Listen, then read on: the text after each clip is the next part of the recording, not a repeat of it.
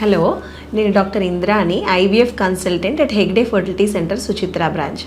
So ఇవాళ మనము foods and supplements ఏమైతే ఉన్నాయో, ఏవి తీసుకోవడం వల్ల ఏమైనా ఐయుఐ సక్సెస్ అనేది ఏమన్నా ఎక్కువ అవుతుందేమో ఒకసారి చూద్దాం. సో యూజువల్గా ఐయుఐ ట్రీట్మెంట్కి స్పెసిఫిక్గా సక్సెస్ అవ్వడానికి అంటూ స్పెసిఫిక్ ఫుడ్ కానీ సప్లిమెంట్స్ కానీ అట్లాంటివి ఏమీ ఉండదు. కానీ మనము ఐయుఐ ట్రీట్మెంట్ చేసుకునే ముందు ఫస్ట్ కపుల్కి మనం కొన్ని బేసిక్ ఇన్వెస్టిగేషన్స్ చేస్తాం.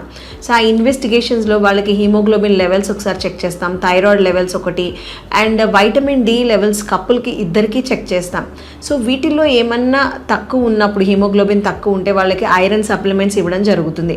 అలాగే థైరాయిడ్కి సంబంధించిన ప్రాబ్లం ఉన్నప్పుడు వాళ్ళకి ఎండోక్రైనాలజిస్ట్ కన్సల్టేషన్ ద్వారా వాళ్ళకి అవసరమైతే మెడికేషన్ స్టార్ట్ చేస్తాం.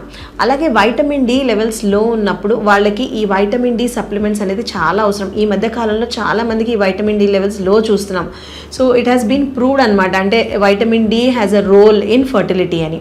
అలాగనే ఫుడ్ విషయంకి వచ్చినప్పుడు we want advise a balanced diet అంటాం. అంటే ఏంటంటే వాళ్ళకి కొంచెం low carbohydrate food, protein rich food తీసుకోవాలి. అలాగనే ఇవన్నీ కూడా ఎక్కువగా ఫ్రెష్ ఫ్రూట్స్లో కానీ వెజిటబుల్స్లో కానీ అన్ని రకాల వెజిటబుల్స్, అన్ని రకాల ఫ్రూట్స్ వాళ్ళు తీసుకోవాలి.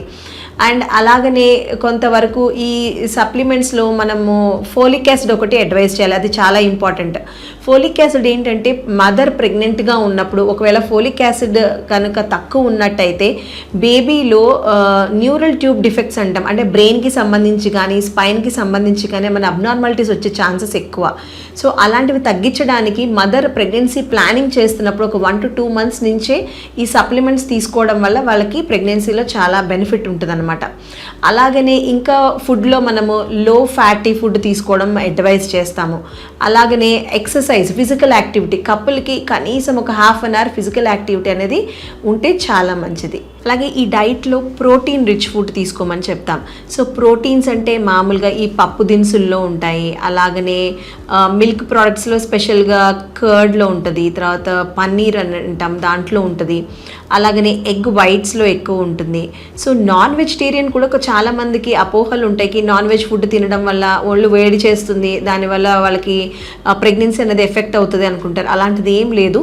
ఈవెన్ ప్రోటీన్ అంటే మనకి మామూలుగా చికెన్ అంటే ఫ్యాట్ ఎక్కువ లేకుండా ఉన్న చికెన్ బ్రెస్ట్ కానీ లేదంటే ఫిష్ కూడా వీక్లీ 2 times కానీ అలా తీసుకోవచ్చు. Thank you.